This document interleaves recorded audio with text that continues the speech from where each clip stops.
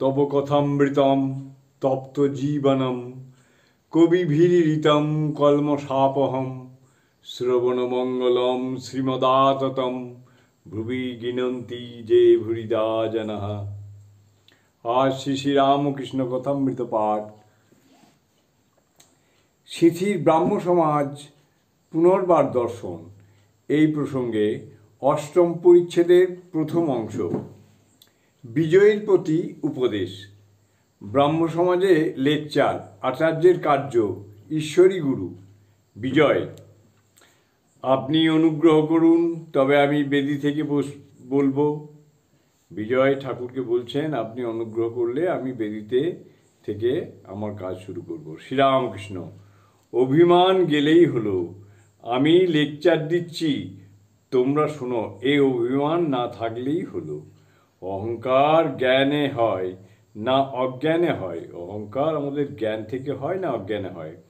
যে নিরহংকার তার জ্ঞান হয়। নিচু জায়গায় বৃষ্টির জল দাঁড়ায়, উঁচু জায়গা থেকে গড়িয়ে যায়। যতক্ষণ অহংকার থাকে ততক্ষণ জ্ঞান হয় না, আবার মুক্তিও হয় না। এই সংসারে ফিরে ফিরে আসতে হয়। বাছুর হাম্বা হাম্বা আমি আমি করে, তাই অত যন্ত্রণা। কষায় কাটে, চামড়ায় জুতা হয়, আবার ঢোল ঢাকের চামড়া হয়। সে ঢাক কত পেটে, কষ্টের শেষ নাই। শেষে নারী থেকে তাঁত হয়। সেই তাঁতে যখন ধুনুইরা যন্ত্র তৈরি করে, আর ধুনুরির তাতে তুহু তুহু তুমি তুমি বলতে থাকে, তখন নিস্তার হয়। তখন আর হাম্বা হাম্বা আমি আমি বলছে না, বলছে তুহু তুহু তুমি তুমি। অর্থাৎ, হে ঈশ্বর, তুমিই কর্তা, আমি অকর্তা। তুমি যন্ত্রী, আমি যন্ত্র, তুমিই সব।